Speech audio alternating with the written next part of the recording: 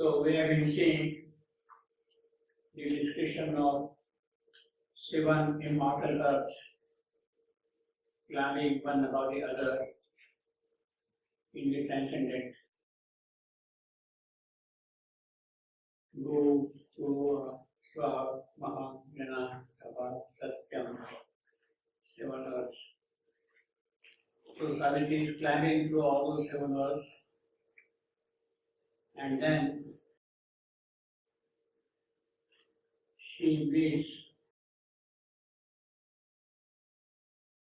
the Supreme Himself, who had taken until now the form of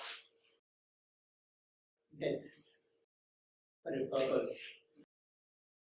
So actually what we have is behind the void, behind death, behind void is the Supreme Himself who is standing. So Savitri said that after all, okay, this is also the creation of Supreme Himself. It is a creation for a certain purpose, with a certain meaning, certain idea of force behind it, and therefore it is there. Now, she is there in the transcendent, and what does she see now? That person. All grace and glory and all divinity were here collected in a single form. All worshipped eyes looked through his from one face. He bore all goddess in grandiose glimpse. So the entire creation is, after all, his manifestation. It is he who has projected himself in this entire creation. All grace and glory, that marvelous world which Savitri is seeing, all the seven earths and beyond, all grace and glory and all divinity were here in that one single person, in a single form. All worshipped eyes looked through his from one face of his. He bore all Godheads in his grandiose limbs. Everything is contained in it. This is a very beautiful sentence, very lyrical, very poetic also. This is one of the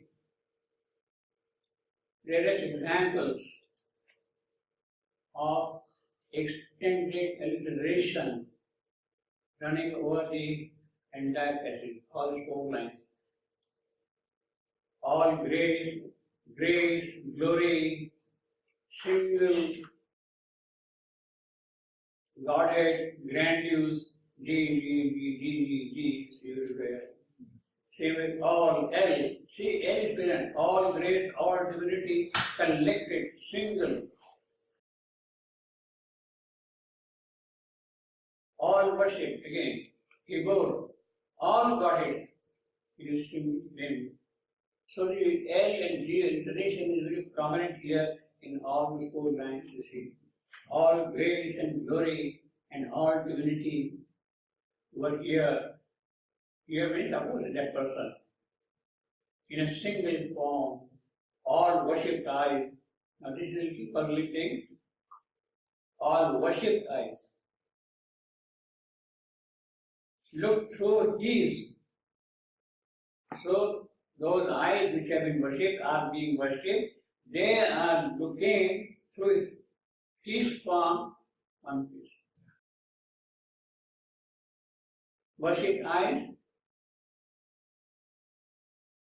the gods and goddesses whom we worship, they are the worshipped deities. They are the worshipped deities whom we adore, we worship them. What are they doing? All the gods and goddesses, they are looking through him. All worshipped eyes look through his. So they see everything from him. So you can say that actually he is definitely much greater than all the gods and goddesses. They are looking to him. From one face, he bore all goddess, so that he makes clear again all goddess, all devatas and devis, gods and goddesses, they are looking to him. In his grandiose lens, everything is present here. So this is a kind of a Vishwarupa, which you see here in this form. Vishwa, universal, world, complete. Rupa, form. Vishwarupa, that is the phrase which is described for the form which Krishna showed to Arjuna on the battlefield of Kurukshetra. Mahabharata story says. He shows the divine spirit, Vishwarupa, Darshana. He bore all goddess in his grandiose lens. So you can see the singularity of this one person beyond everybody, every power, every light, every illumination. An oceanic spirit dwelt within. Oceanic, vast, at the same time full of content, vibrant. It is not ocean. Ocean can be always calm also. Oceanic has the kind of a dynamism in it. Oceanic spirit dwelt within. By the way, these lines are meticulously very beautiful. All grace and glory and all divinity. See, all grace. It is long, spotty, and glory and glow, short, long, and big and short. Sorry, big, short, all. Short, long. It is anapis. And then divinity. Sorry, divinity. Short, long, short, three. All grace and glory and all divinity were here collected in a single form. Very beautiful meticulous. You keep on unveiling that. And how sort of easily the whole poetry comes with alliterations, with meticulous and all that. He bore all goddess in grandiose lens, and oceanic spirit dwelt within. That oceanic, vibrant, full of power, full of capacity, intolerant and invincible joy. Nobody can comprehend joy. He won't tolerate any nonsense. Joy. A flood of freedom and transcendent bliss. Flood of freedom, what a phrase you see. Flood of freedom and transcendent bliss. Head to immortal lines of beauty rose. So that is the beauty of this form, see. In him. So now he had described he described the Supreme Purusha in the form of Savitri is saying. And he has now 4 aspects which are being described here, one after the other, in great detail. In him, the fourfold being bore its crown, that wear the mystery and nameless name. The universe writing its tremendous sense in the inexhaustible meaning of a word. The universe writing its tremendous sense that this creation has a meaning, has a content, and a purpose, has something to do. And that is what is written in that. In the inexhaustible meaning. So you cannot take away, exhaust the content, possibilities, the meaning, the significances which are present in this creation. In a word, that is one single word, Brahma. The word stands for Brahma. In a meaning of a word, in the fourfold being, Lord is crowned, that wears the mystery of a nameless name. Mystery of a nameless name.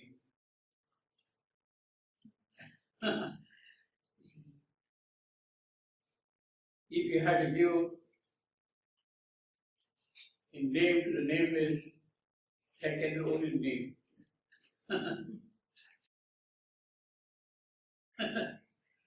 Nameless name. See, the mystery of a nameless name is worse, it is indescribable. Yet you have to call something. It is ineffable. It is ineffable. But because it has taken a form, he is being, therefore a name. Therefore a name for that. Name is name. The universe driving is tremendous sun. So we should not really dismiss the whole creation. Although there are difficulties, there are all kind of nonsensical things, etc. Still, there is a tremendous strength behind all that. If only we know what that conveys, you see. If you only know what the meaning of the word is, in the inexhaustible meaning of the word, in him. So he has now introduced first the fourfold being, and now a fairly elaborate description of the fourfold being starts from here onward, you see. Then before we go to that,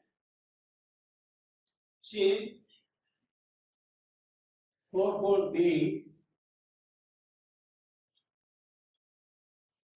is not totally new to Indian spirituality.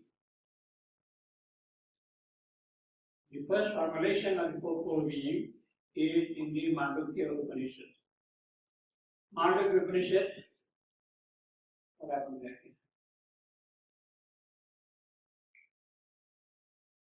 This is the rendering of Mandukya Upanishad by Sri Aurobindo. Om is this imperishable word. See, what we have in Savitri text also, word with word. Om is the universe. And this is the exposition of Om. So what we have here in Savitri now, the fourfold being system here, is the exposition of Om. Basically, exposition of Om. And that is the word, is already seen in the word.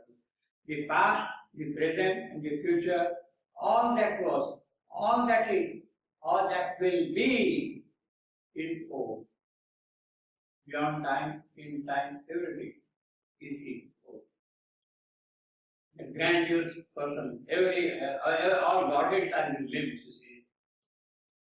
So, likewise, all else that may exist beyond the bounds of time, not only past, present, future, but beyond the bounds of time, that too is Om.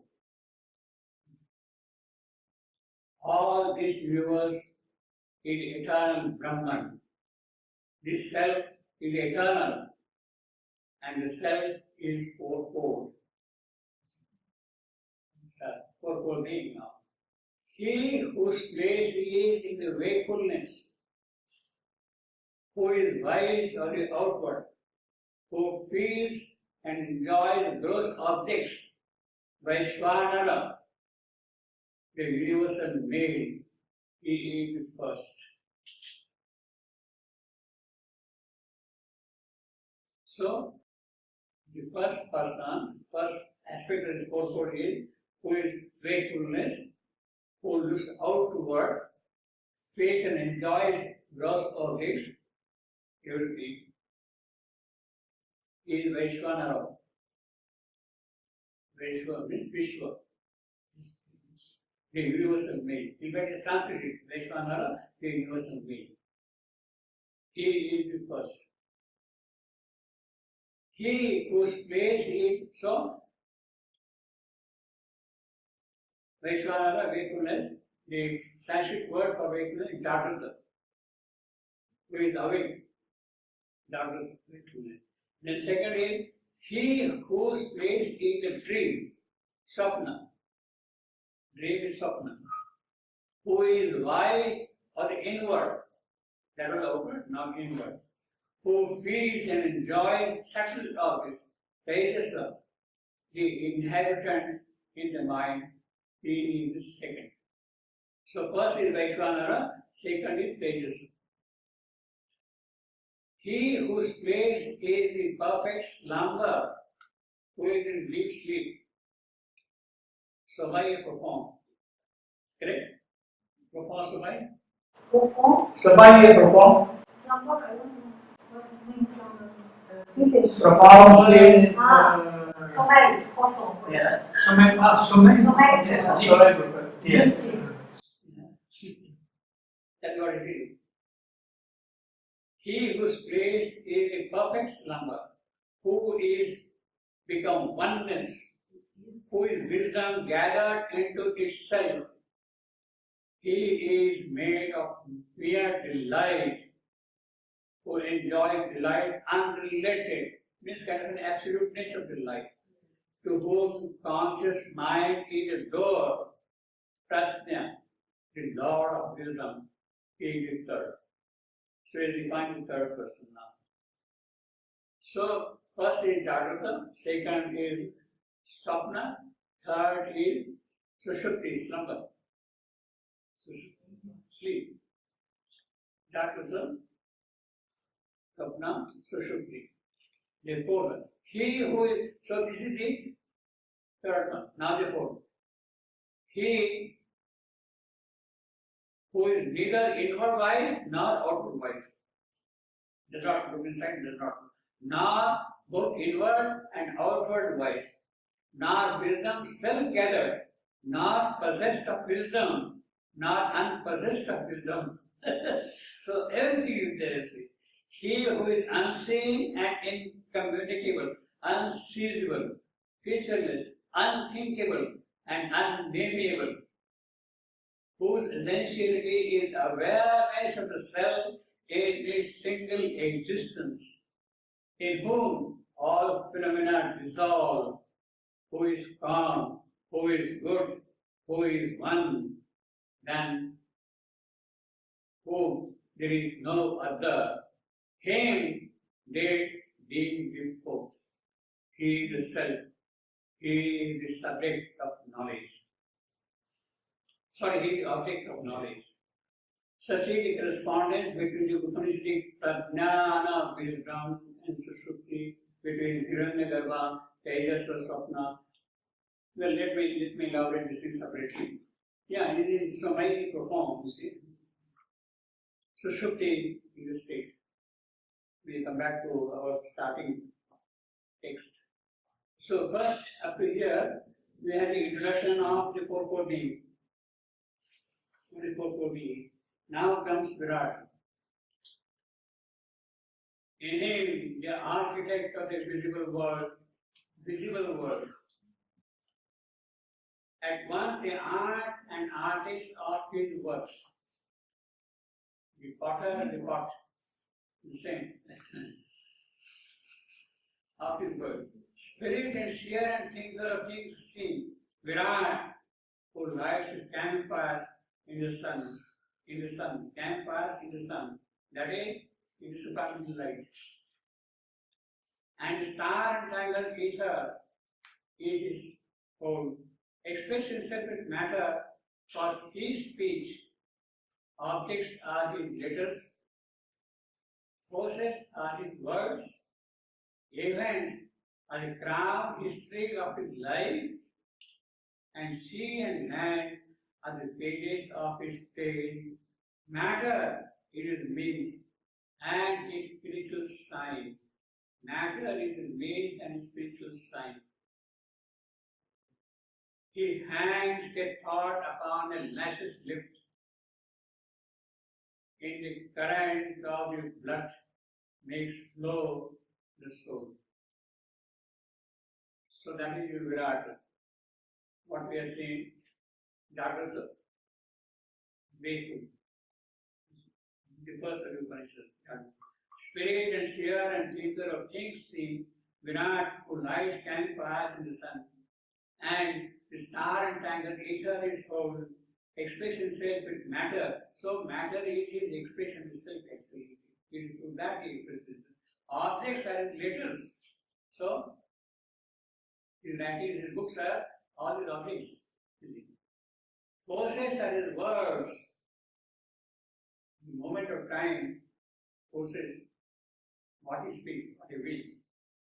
Events are the crowded history of his life, and sea and land are the pages of his tale. Matter is his means and his spiritual sign. Now, this line specifies the actual aim, actual goal, actual possibility of the physicist research. What he should discover in matter is his sign. His discovery should point towards the presence of his where. That is the aim of true physics, of spiritual physics, proper physics. If you want to study matter, what is it that constitutes the materiality of matter? Why matter is matter? What is it that makes it matter? His presence. It is that which you have to really understand, grasp, explore, and carry it forward. So that is the objective of a physicist research of physical sciences, basically. Matter is the main and the spiritual sign. So the discovery of the gravitational wave, which is very active these days, everywhere, gravitational wave, is only a far remote sign of his spiritual presence. His remote spiritual sign. She also speaks of the 5 states of matter, of a Odyssey and also number times in Savitri, Prithvi, Apas, Tejas, Vayu, Akash, earth, water, fire, air, and ether. So Sri Aurobindo says that so far science has advanced to the stage of exploring the possibilities of fire. Third, Agni. Now these discoveries of Higgs boson or gravitational waves, which we have been hearing last few days, gravitational waves, it means that science has entered into the 4th state of discovery, Vayu. It's the beginning of getting into the domain of Vayu. Now, you have to explore the full extent of Vayu first. Then you have to go to the spiritual science. Then you have to go beyond that, beyond this formation. The true material matter is what has to be discovered. So that's a very long story for science to tackle. Matter is his name and his spiritual sign. He hangs a thought upon a lashes lip. My God, what a poetic image, you see. Where is his thought? It is on the eyelash. It is hanging on. So that is the greatness of this man. You see, after your thoughts, your mind is after what is that? Hands, lashes, lip, just look up like that, and there is a in the current, the blood makes flow the soul. Now this is the character of Virata Purusha, waking consciousness, waking. Jagrata. In the current, the blood makes flow the soul. He is the dumb will of atom and of cloud. He is the dumb will of atom and of cloud. A will that without sense or motive acts. This is the character of true science. As we practice today of matter, as we understand with our faculties. He is the dumb will of atom and of cloud. A will that without sense or motive acts, and intelligence needing not to think or plan. It doesn't think and plan. It And the world creates itself invincibly for its body, the body of the Lord. And in his heart stand Virat, King of Kings. He creates his own body like that, and he stands there. For his body is the body of the Lord, and in his heart stands Virat, King of Kings. In him shadows his form, the golden child. Now, so these descriptions, these two sentences, they give the description of Virat, of Jataka, of what the Upanishad calls Vaishwanara, universal being. Then comes the second, Swapna, according to the Upanishad, the golden womb. So the next two sentences are the description of Hiranyagarbha. So we had first Virat, now we have got Hiranyagarbha. This is a difficult word. Pardon me? Hiranyagarbha. Very difficult. Hiranya means gold, Garbha means womb, golden womb. Womb. Womb. Womb. Golden womb. Therefore he has started with golden child. In him shadows his form, the golden child. Who? So, now don't ask biology how a male can have a womb to hold a child. See? In him shadows his form, the golden child, who with the sun-capped vast cradles his birth. It is he in the intensity of supplemental light and force. He gives birth to the child, who with the sun-capped vast cradle, vast, that is Brahat, whiteness, is Brahat, cradles his birth. Hiranyagarbha, author of thoughts and dreams, who see the invisible and hear the sound that never visited a mortal ear.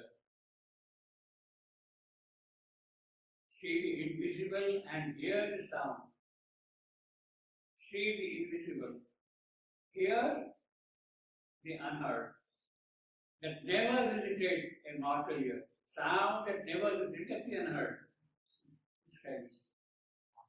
Discoverer of unthought realities, truer to truth than all we have ever known.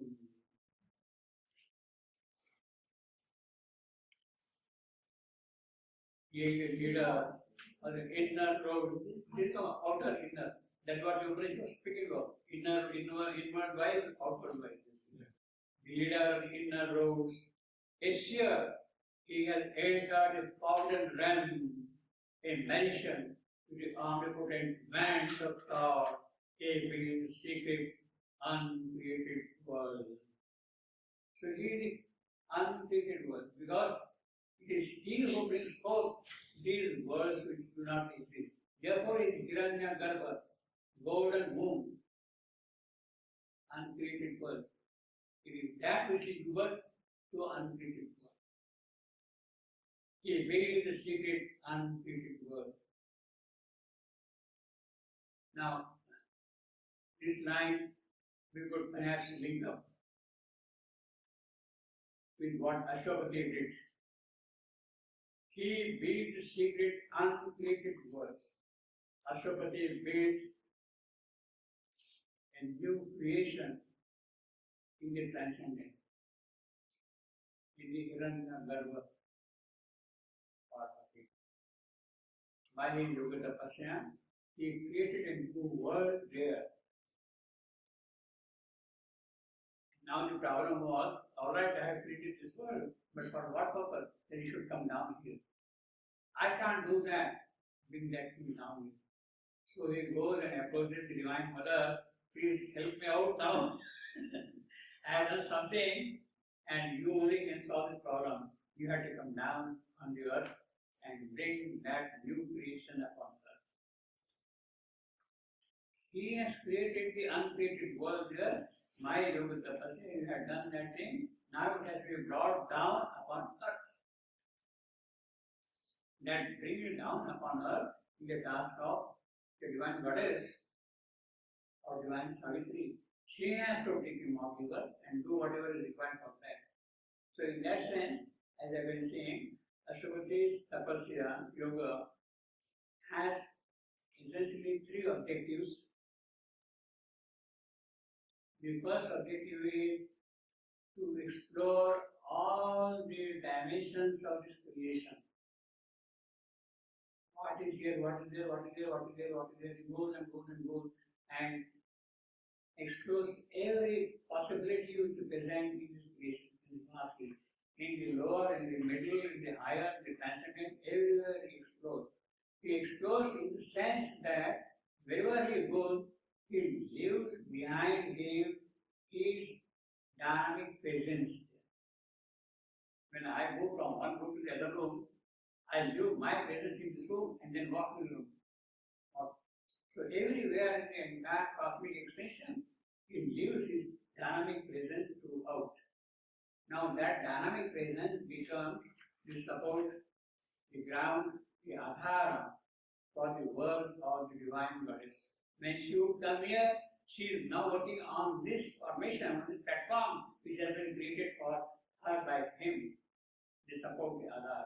So that is the first task Savitri Ashwati has to do.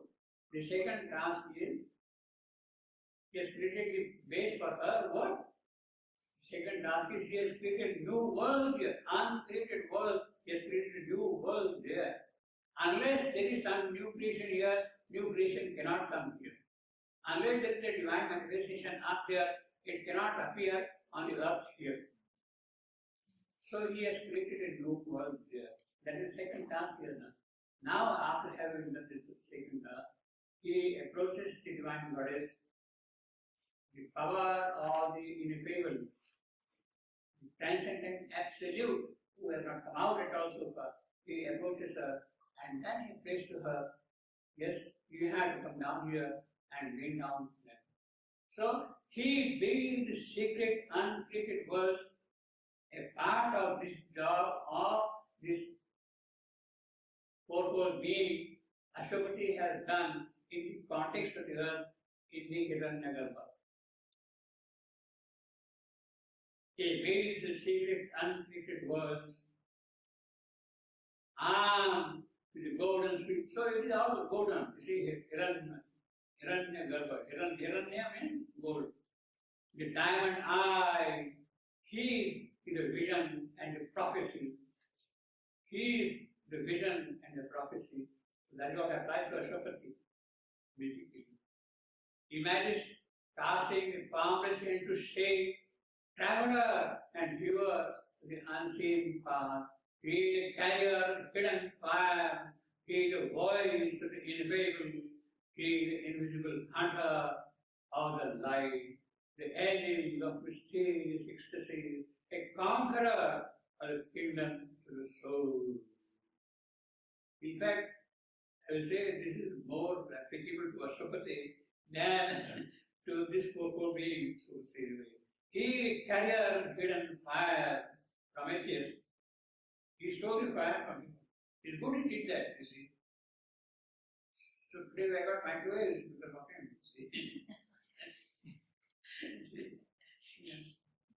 He carrier of hidden fire, he the voice of the ineffable. Ineffable cannot speak, has no voice. But he becomes the ineffable's voice. He, in other words, this fourfold being is actually the first manifestation of this ineffable. He is the invisible hunter of the light, the angel of mysterious ecstasy, the conqueror of the kingdom of the soul. So this is the second. First is Virat, second is Hiranyagarbha. Now comes the third, Prajnanagara, man of wisdom. They are not named here, but that is very clear here. The third, A third spirit, so they got 5 sentences for this third one. A third spirit stood behind. Their hidden cause, a master superconscious closed in light, creator of things, it is all-knowing sleep. Now you say all-knowing sleep. Sushupti. Somebody will perform.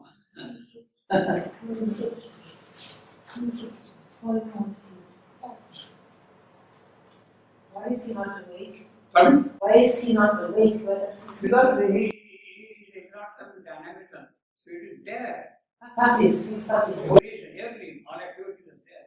Therefore he cannot sleep. Jagrata is an activity outward. Swapna is inward activity. Here there is no activity at all. Therefore it cannot sleep. Profound sleep, you see. That's the correct phrase for that. All-knowing sleep.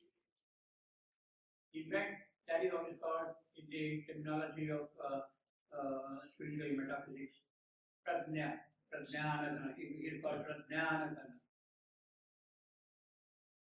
Prajna, the apprehending consciousness. In fact, it's simultaneously both apprehending and comprehending. It says, it receives simultaneously. Prajna. Creator of things in all-knowing sleep. All from his stillness. You see again, stillness, sleep, came and grows a tree. You just imagine now a seed here lying there. The entire tree is sleeping in the seed. The entire tree is sleeping in the tree. He is our seed and core, our head and base. All light is but a flash from his closed eye. So his closed eye is sleeping. From his closed eye, all light, all wise, truth is a mystic in his heart. The omniscient brain is shut behind his lids. He is a wisdom that comes not by thought.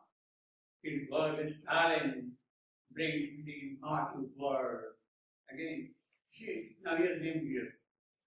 Not the Sanskrit name, but the English wisdom. Prajnanagana. The Sanskrit term is Prajnanagana, wisdom. The omniscient trait, wisdom, omniscience, truth, they are all synonymous. Truth, omniscience, wisdom. Even word. He sleeps the atom and burning star. He sleeps in man and God and beast and stone. Everywhere he sleeps. Means that prajna, that wisdom, that divine wisdom is present everywhere, but it is asleep. It is not in action, it is not expressing itself. He sleeps in man and God and beast and stone. He sleeps in man and God and beast and stone. Perfect monosyllabic lines. Because he is there, the inconscient does his work. Obviously, he sleeps behind inconscience. If it is inconscience, how can inconscience work? It cannot. But because he is there behind it, therefore the inconscient does its work. The inconscient creation is an outcome of that. He is the center of the circle of God. He is the center of the circle of God. He is the circumference of nature's run. So this is The world forgets to die. This is Greek. This is a reference to Greek philosopher Epicurus. Epicurus. He is the circumference of nature's run. So nature is running along that. His number is an almightiness in thing. So that is the power of his number. Almightiness in thing. Awake, he is eternal and supreme. So we have got now here 5 sentences describing Prajnanagana, third Purusha, third being, or the fourfold. Then will be being of bliss. Above these three, Virat, Hiranyagarbha, Prajnanagana, above Anandamaya, above the brooding bliss of the infinite. Actually, the Sanskrit text does not name it at all. They don't call it, they say that, Turiya. See, they just use it that. Ineffable, Turiya, we call it in English. But here, Savitri, Shivanu Savitri, the above is bliss. Above the brooding bliss of the infinite, its omniscient and omnipotent repose and repose. It signifies silent, absolute, and alone. Nobody is there. Alone. All powerful one in conquers here. The bliss that made the world in his body, Dev. So everything has come from that bliss. It is from that the whole creation is. From bliss we come, that is what the Taittiriya Upanishad says. From bliss we come, in bliss we live, we go back to bliss. Love and light were the head, and the sweet form in the alluring meshes or the snare. They captured the proud, blissful members' head, all joys, outrunner the panting heart, the fugitive from life outstripped desire. Whatever vision has escaped the eye, whatever happiness comes in dream and trance, the nectar spilled by love with trembling hand. Love is carrying nectar, is trembling, and the beloved, and it spills.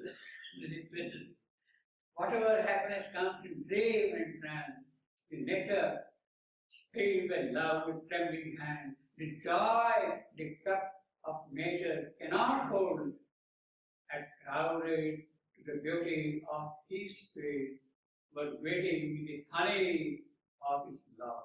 You know, all is sweet, and the honey of his love, you can imagine how sweet it is. But waiting with the honey of his love. Things hidden by the silent hours. Things hidden by the silent hours. Our hours cannot express that at all, cannot bring into expression at all. The idea that find no voice and living lips, the soul's pregnant meeting with infinity had come to birth in him and taken fire. The secret whisper with flower and star, revealing his meaning in his paradise glow. So this is what he is simple. You can just read it on, see. His lips curved, eloquent, like a rose of dawn. So you can imagine the rose of dawn blooming out to his lips, curved, like eloquent, like a rose of dawn. His smile that played with the wonder of the mind. His mind that played with the wonder of the mind. And stayed the heart when it had left his mouth, glimmered with the radiance of the morning star, giving the wide discovery of human. Well, this is Ananda poetry. So, poetry of joy, poetry of Ananda. Just enjoy it. His lips curved eloquent like a rose of dawn, his mind that played with the wonder of the mind, and stayed in the heart when it had left his mouth, glimmered with the radiance of the morning star, giving the wide discovery of heaven. What is the wide discovery of heaven? Which has been gemmed, which has become precious stone gem. What is the wide discovery? Of bliss everywhere. That is the discovery. And there are some examples now of that discovery. He is gazed with the regard of eternity. That is wide discovery. So wherever he looks, what does he see? Eternity. The spirit of his spirit in calm intent, that the spirit has an intent which is sweet and it and calm. was a wise home of gladness and diverse, the light of the ages in mirth and hours, a sun of wisdom in a miracle grown. So that is the gaze, quite the story. In the orchestral largesse of his mind, all contrary seeking their close kinship knew. So what looks to us contrary, opposite, hostile, in fact we find their relationship in a harmonious way. All contrary seeking the close kinship knew. Rich-hearted, wonderful to each other, met in a mutual marveling with a myriad know, and dwelled like brothers of one family, who had found a common and mysterious home. This is a very rare thing which happens in our world. Yeah. Very rare thing. In the mutual marveling with a myriad notes. So this is the orchestra, the sound. The earlier one was the gaze. This belongs to gaze. Now this belongs to orchestra, the joy. In fact, what we are seeing here is now the description of various sense organs, sight, sound, taste. All those things are kind of described one after the other through this experience. As from the heart of some ecstatic God, there springs a harmony of lyric bliss, striving to live no heavenly joy unsung. Such were the lives in that embodied life. That is supposed to be Anandamaya Purusha. Now, as from the heart of some ecstatic God, I wish I knew how the ecstatic God is possessing, what kind of heart this ecstatic God is possessing. If we have some idea of that thing, then we can imagine what is going to happen further, you see. As from the heart of some ecstatic God, I think it is some sort of a new laser heart. Laser? Laser heart. Laser heart. You just write this about light strength and you are using it. There springs a harmony of lyric to bliss, striving to live no heavenly joy unsung. In other words, it is endless. It can keep on unfolding endlessly. Such was the life in that embodied life. He saved the widest profound sky. He saved the passion of the sorrowless earth. He saved the burning of the world by the sun. This is what he said. Now, actually, he says he saved. But by that very expression, he is making us see. He is making us see. He is saving the widest of a boundless sky. He is saving the passion of the sorrowless earth. He is saving the burning of the worldwide sun. We can keep on analyzing poetry, but it's all right, we move on. Two looked upon each other, soul saw soul. This is fourfold being. And Savitri is looking at the fourfold being. The fourfold being is looking at Savitri. Soul saw soul. She had identified herself completely with that divine Purusha, that fourfold being. Two looked upon each other. The one who Savitri, with which the description starts, it is he and Savitri, they are looking now into each other. Soul side with soul side. Two looked upon each other and became one. Pardon? Normally, what I understood is like the first manifested out of the unmanifest is Satchit Ananda. Now Yeah. we have those fourfold beings. So that How is do the they relate? manifestation. That is part of the manifestation. Or the supreme in the transcendent. Or the ineffable in the transcendent. Yeah, but Satchidananda is also the transcendent. Yes, of course. Ananda is also part of the total manifestation. Yes. So how do the fourfold beings relate to Satchitananda? He is Satchidananda. He is Satchitananda. Yes. Because it is such Yes. Satchitananda, but here there are four beings. See, how does Satchidananda know that I am Satchidananda? So there are four beings. I mean, Ananda is Anandamayi. So, For example, yeah. is it like that? But there are four beings. Satchitananda is See, Satchit Ananda Vijnana. Yeah. That is four. So this is Satchitananda. Supermind. Satchit Ananda and Supermind. So this is Satchitananda. Yeah. So this is male. See, this is not saying, how does Satchidananda know that I am Satchidananda?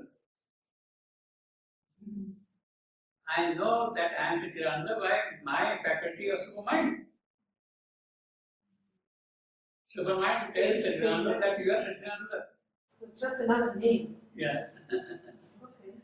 Okay. Okay. This is Satchitananda. So actually, this is the first manifestation of the totally non-manifest supreme ineffable. Exactly. This is the first manifestation. Transcendent Satchidananda Vijnana, that is the first manifestation of the transcendent supreme. From there, then other things start coming down. He is saying, what a poet is, he is saying the whiteness of a boundless sky. He is saying the passion of a sorrowless earth. He is saying burning the worldwide sun. Who looked upon each other, soul saw soul. Now, while it looks, he is saying whiteness, he is saying passion, he is saying burning the worldwide sun, and all that. See the kind of intricacy, the kind of interwovenness which is there in all these three statements. They are not just poetry, they are interrelated.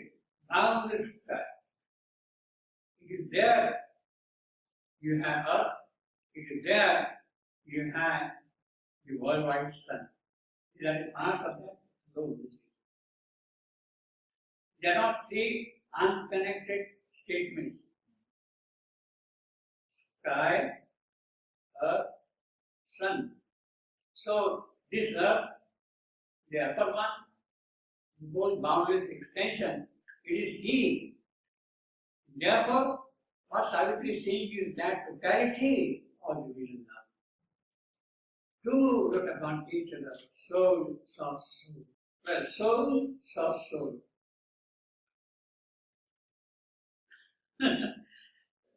Difficult.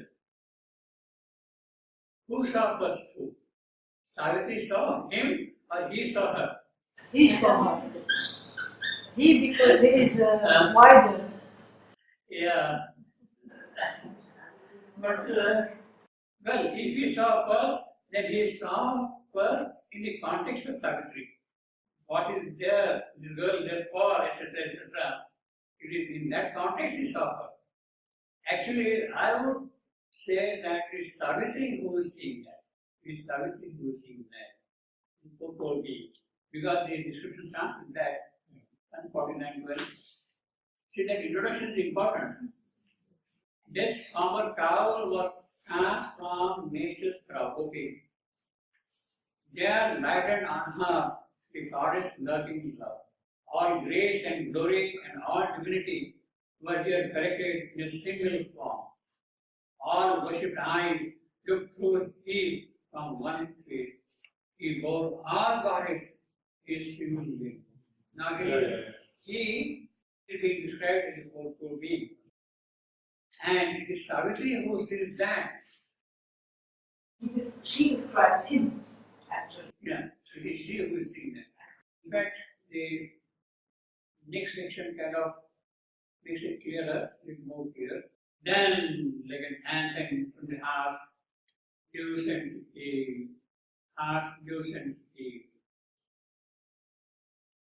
bright luminous stream. Heart scale, as I have been telling you many times, I told you many times, is Hridaya Guha. What is Upanishad called? Hridaya Guha. Heart Hridaya Guha. Guha means cave. Then like an anthem from the heart, lucent cave, a voice soared up whose magic sound could turn the fire waving to the earth to sobs of rapture and a cry to spirit song. The magic of that voice is like that.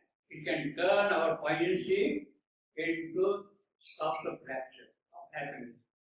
You weep, you cry, happiness, joy. Your cry becomes a song of rapture and a cry to spirit song. Oh, human image of the deathless world. Now, if you go by this, then souls are soul. It is he who is seeing her. It is he addressing her now. It is he who is addressing her. Oh, human image of the deathless world. He has already told us for Savitri that she is a human image of deathless world. She is the incarnate word. Savitri is the incarnate word. He has recognized Savitri as the avatar, as the divine goddess who has taken the mortal birth. In mortal birth. Oh, human image of the deathless world. How have thou seen beyond the topaz wall the gleaming sisters of divine gaze, summoned and denied on their way to sleep, and under revelations are disposed, the carved, thought-shrouded doors to swing apart, unlocked the avenues of spiritual sight, and taught the entry of a heavenly state. To thy rapt soul that goes the golden key. So you're wondering how you have come at all here. How have thou seen beyond the topaz walls, beyond the topaz walls? A translucent wall are there present, no, between him and her. At the end of Canto 4, the last book, a translucent wall was there. The topaz wall. Now this topaz wall is what we have, and his gleaming sisters. In my view, this is a reference to Book of Job. Yeah, let me read that part of it. The wall was built with jasper, while the city was pure gold. The city was of pure gold, but the wall was jasper, clear as glass. The city was pure gold, clear as glass. The foundations of the wall of the city were adorned with every kind of jewel. Foundation of every kind. The first was jasper, the second sapphire, the third agate, the fourth emerald, the fifth onyx, the sixth carnelian, the seventh chrysolite, the eighth beryl, the ninth topaz. Topaz is the ninth topaz, the 10th chrysoprase, the 11th jacinth, the 12th amethyst. So that is how the wall is built, the topaz. Which city? The first was jasper. Pardon me? I didn't understand this. The wall of what? What is What is this jasper? wall? The first was jasper, the No, second. what is this wall? The wall of the building was jasper. Which city? Which Which city? Which city? You are speaking about which city? Who? No, this is from Bible. Bible. Okay, this is a question. Bible. That's all book of Job. We didn't understand about what is. Revelation. Yeah. Oh. Revelation 1821. And the city is Jerusalem. Pardon? What city is this? Jerusalem? What city is it? Yeah. What city? The wall was built with jasper, Yeah, but but the what city city? was so cold. Yes? City. What city? Which city? Which? City. City. City of God. City of God. The city of God. Of God. Oh, okay. Is it Jerusalem? Yes, or the celestial Jerusalem. Exactly. The celestial, What not city? The the only city. City of God. What city? What city? Say city of God. Which one? It is called Does city it of have a God. reference on earth? Jeru means city. Can you just let him speak? I know what you said because it's 5 minutes. No, what is exactly the question I want to make? They want city of this. Huh? Which is the city? That name, it is simply called the city of God. City of God. There is no name Does it have a for that. reference? It is simply called No city symbol of on God. earth. I Is said it no. a city also on earth? Does it have a reference to earth? See, ours is the city of despair. Oh. Oh, that's not very good. Ours is city of despair, of unhappiness, No, of sorrow. City of, that is the city of God. That is exactly what we have in Pilgrim's Progress. Okay, so we don't have that city on earth. No. So the whole march is toward the city of God. The Christian pilgrimage is toward the city of God. The Christian pilgrimage is toward the city of God. Just a So symbol. There you have the divine vision of Christ, of Trinity and all that. You see. Okay, that's actually after transformation. Yeah. Trinity, it means you have both Christ, Father and the Holy Spirit. Yeah, So that is the city of God. They use it. I think so. It's And then therefore all these precious stones are there between the wall, you see. to protect it. And goes to the number is a symbol. The first was jasper, the second sapphire, the third agate, the fourth emerald, the fifth onyx, the sixth carnelian, the seventh chrysolite, the eighth beryl, the ninth topaz, the 10th chrysoprase, the 11th jacinth, the 12th amethyst. So the topmost is the amethyst. Now amethyst has a certain significance also. Protection. Yes, protection. If you drink wine from an amethyst cup, you will never get drunk. Oh, really? You should try it out. You never get drunk, you see. That's what Amethyst. That is what the Greeks believe. So they will always drink from an amethyst cup. That is people. You never get drunk. Amethyst, you see. So in other words, it's all bliss. Amethyst, drinking wine, that's the topmost aspect of bliss, of happiness, of joy, you see. Ananda. So that is full Ananda. Amethyst is the top. Not diamond or gold. Pardon? Not diamond or gold. No, amethyst. Ninth is the topaz. So beyond topaz balls. So there are three more after topaz balls. Topaz is actually it is bearing the significance of the supramental life and existence. Topaz ball stands for that. Topaz.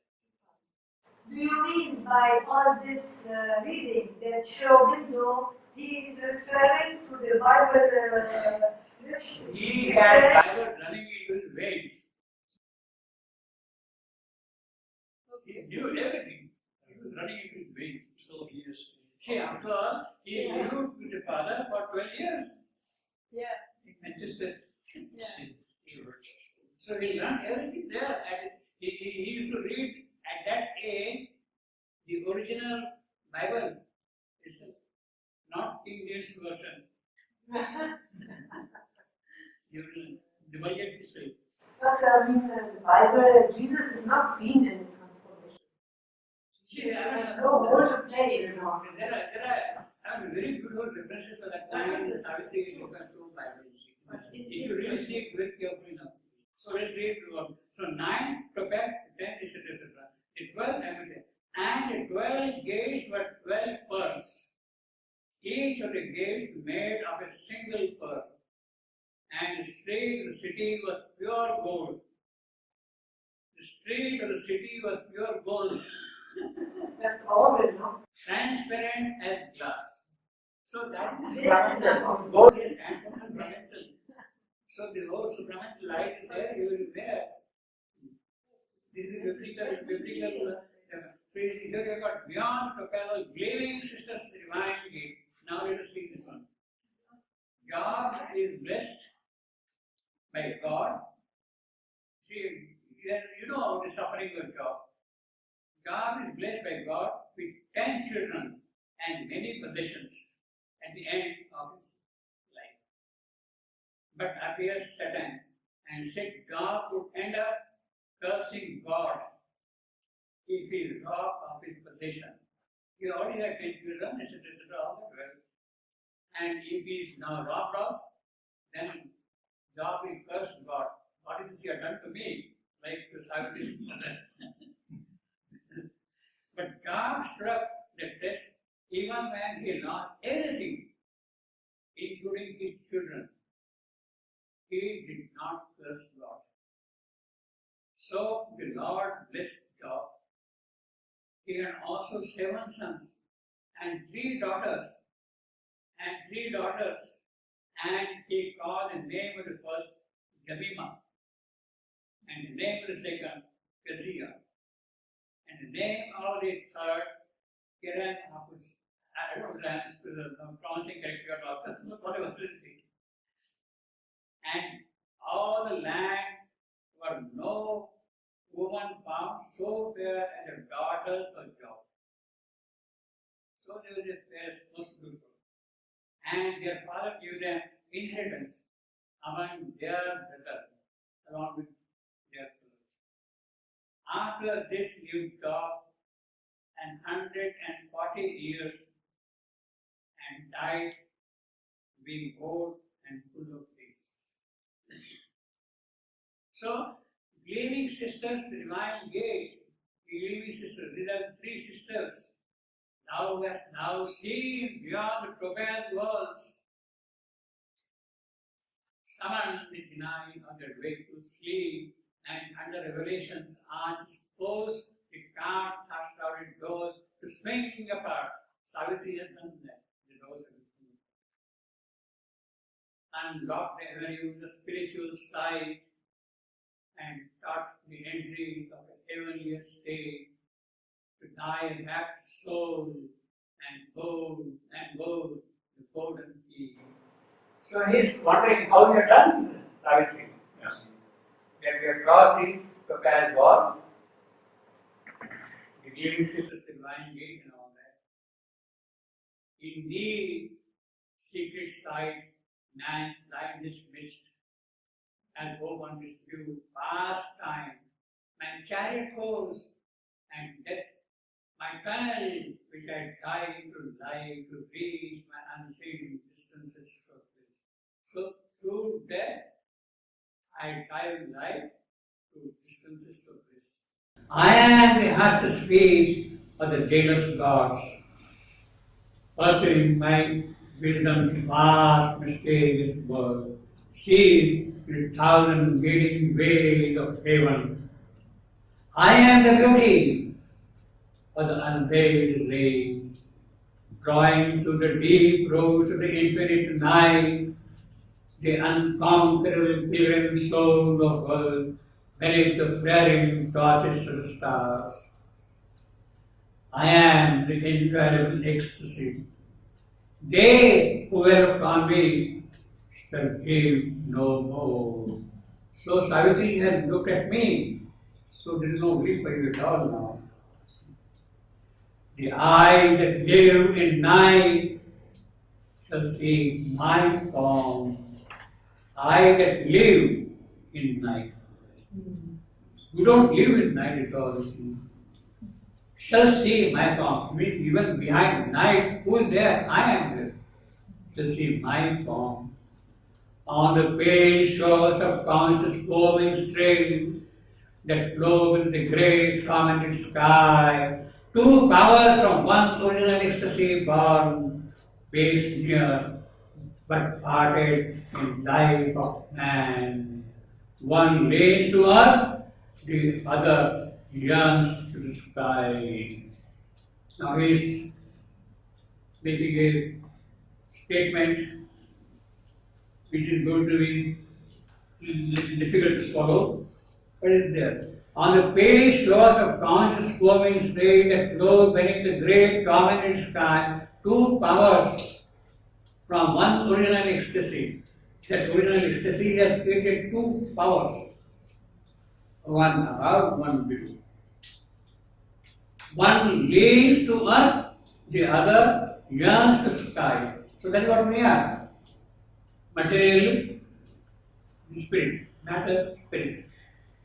Heaven, in its nature, dreams of perfect earth. Earth, in its sorrow, dreams of perfect heaven. Two powers. The two longing to join, yet walk apart. Earth and heaven walk apart. Idly divided by their vain conceit, by their vain conceit. Earth has a conceit, heaven also has a conceit. No, I don't like this earth. That is what heaven will say. Heaven, use this for me. They are kept from their oneness by enchanted fears. Heaven is afraid of earth, earth is afraid of heaven. Sundered mysteriously with miles of thought, they gaze across the silent gulf to sleep within the trees. Or side by side, recline upon my vast, like bride and bridegroom magically reposed. They wake up to yearn, but never can they clasp while thinly flickering iridescent drop between the lovers on a nuptial couch. The shadowy eidolon of his soul. So the soul is hanging. The image of soul is there between the two. This is a Christian image again. In the nuptial chamber, the soul hanging there. But see, Srimandu is really very, very thorough in Christian mythology and theology and spirituality. But when the phantom flame is falls undone, then nevermore can space or time divide. The lover from the loved, space shall draw back her great translucent curtain. Time shall be the quivering with the spirit's endless bliss. Attain that moment of celestial fate. Now, so he is driving this point to tell Savitri, a moment of choice has come for you. This is earth, this is heaven. A moment of choice has come for you. You have to decide now what you want. He is driving towards that. Meanwhile, you two shall serve the dual law. So while that conflict between them is there, you and Savitri and your husband will serve the dual law of earth and heaven, which only now scouts of vision gleam, who passing through the forest of the thought have found the narrow bridges for the gods. Wait patient for the brittle bars of form, making division your delightful being of happy oneness rapturously enhanced by attraction to throbbing air between. So the choice is for you now. Yet if thou whose abundance wakes the world, see, you can come and stay here. Wait patient of the brittle vase of form. You go back to earth, let him live here now. Making division your delightful means of happy oneness, rapturously enhanced by attraction in a throbbing air between. See, he is there, she is there, and the air is throbbing, you are still rapturously committed. Means you go back, let him stay here. Yet, that is one possibility. The second thing is, yet If thou abandon the vexed world, if you want to forget about this earth, because earth and heaven cannot be together. If you want to abandon the earth, you are welcome and come and stay here in heaven. Yet if thou wouldst abandon the vexed world, careless the dark moan of things below, tread down the isthmus, overleave the flood,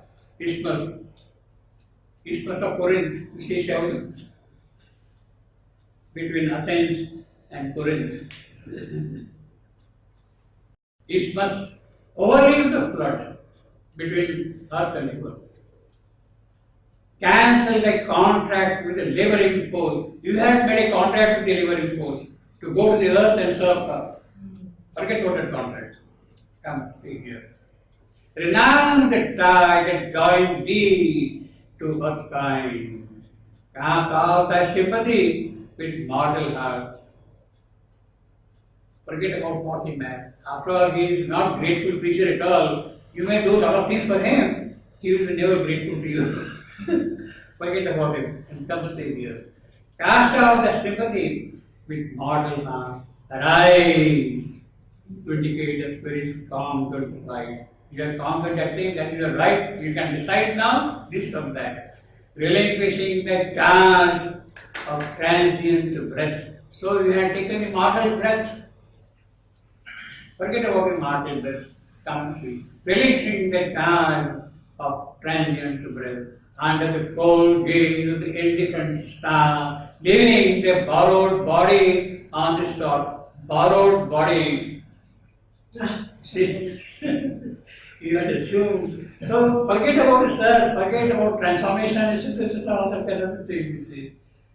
On the Lord, ascend, O soul, in thy blissful home. This is your blissful house. Earth and heaven is already made a dichotomy between earth and heaven and is driving that point further and further. The wedge is driven sharply. Here, in the playground of the eternal child, where there is always happiness and joy, or in the domain, the wise immortal straight, roam with a calm splendor under skies, spiritual lit by the unsetting skies, spiritual lit by the unsetting sun, as goddess live, who care not for the world. So you come and stay here like gods and goddesses who don't bother at all about this world. Come and stay here. As goddess live, who care not for the world, and share not in the toil of nature's power, absorbed in the self-ecstasy, they dwell, they goddess. Nature's powers, goddess. Or in the domain, the wise, immortal straight, these immortals. Roam with thy calmest splendor. Roam with thy calmest splendor. You are what is already here now. So roam here in this world now came calmest splendor. The dual power. Because this is the playground of the eternal child. He will be always child. In the words, his Savitri is to remain there. She will remain always a child. She will never become an adult. So I don't think you would like to be like that. The child always you want to become adult. So the best way is here. And absorbed self-ecstasy, they dwell. Cast all the ambiguous bits of earth and desire. O immortal, to felicity arise. You are immortal, come back now to a world of immortality. Cast off the ambiguous myth of earth desire. What is earth's desire? Transformation of God coming down here, or the city of God being built upon the earth. That is earth desire. City of God is there. So what? I want a city to come down here. That is the earth's desire. Cast off the ambiguous myth of earth's desire. O immortal, to felicity arise. So that is the great temptation which has been now passed over Savitri. Soul saw soul. So the city of heaven will one day be built on earth. So she has to make a choice now. Yeah, the city of heaven should be built here. Either you remain on the earth, go back, do your work. Yeah. But she wants. Forget about We know us. what Forget about us, desire. You have crossed a void, you have come here, enjoy now. She wants So, to build the city of heaven on earth. That's a tremendous temptation. Yes. Yeah, absolutely. Right. But the greatness of Savitri that she does not forget what is she here for. Exactly. She does not forget what is she here for.